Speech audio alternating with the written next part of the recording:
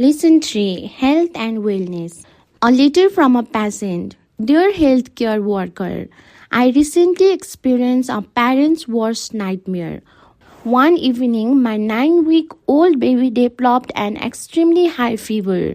We rushed to our local community hospital and were admitted through the emergency department to the pediatric unit. We were discharged 3 days later. Thanks to the skilled doctors and nurses who cared for our precious little one.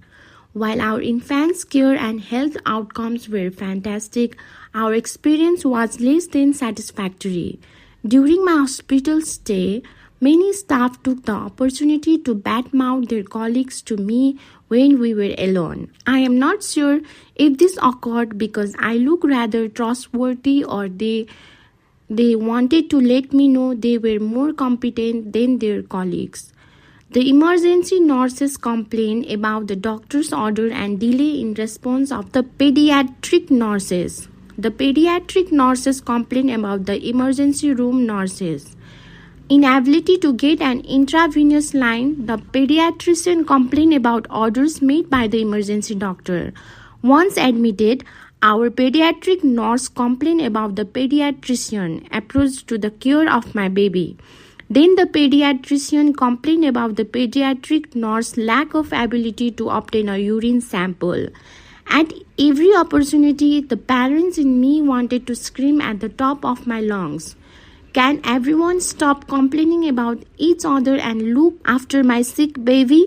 From my vantage point, it seemed that everyone was so focused on their needs and skill that they appeared completely insensible that there was a sick baby that needed their help. In fact, it was downright disappointing. This did nothing other than state to me that egos were taking priority over my daughter's care. I cannot tell you how many times nurses told me, I am so busy today. I am not sure if they were telling me to excuse the fact that my daughter's medications were not on time, or maybe they were simply looking for support. Every time I heard their statement, my head played my own version that sounded more like, your daughter is not a priority. Do not use patients or their families as your personal confidant. I was in that hospital room to care for my infant and see her condition improve, not to hear that staff were not equipped to see this goal through. Patients and their families need to know they are your priority and your job is to care for them in an effort to restore health. Please take time to tell them this. Share positive news with them as if you are happy too, because I know you are. Use the chart, read it, write on it, and refer to it. After all, this is where everything that happens will be documented. At every interaction with a physician and their students, I was asked the same question. Was she premature? And was your delivery normal? I answered this question the same each time. Surely someone wrote this down in our chart. The majority of healthcare workers that approached my daughter referred to her as male.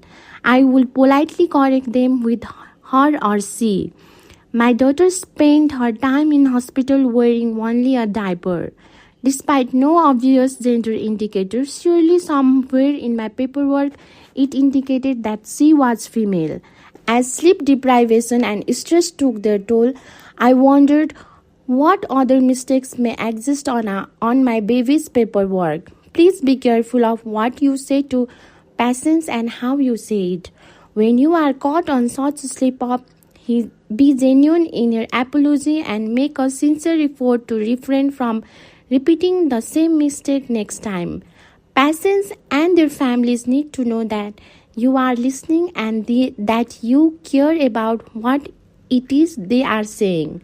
The gender error is one that left me with a sense of sloppiness and lack of focus on behalf of all who made this innocent mistake. I am a healthcare worker just like you. People trust us to take care of their most precious loved ones in their most vulnerable states. This is our job and we do it with pride. But how we treat each other is dreadful. Patients know that healthcare is not a glamorous career choice. They know that most of us do it because we want to help sick people get well. Do your best to confirm this belief when people are in your care.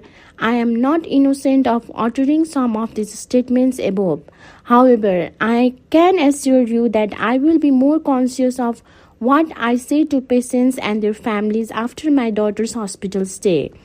Fellow healthcare workers, choose to interact with your patients in a way that instills confidence in yourself and your fellow team members. You alone have the power to positively shape the patient's experience. Yours truly, an appreciated mother.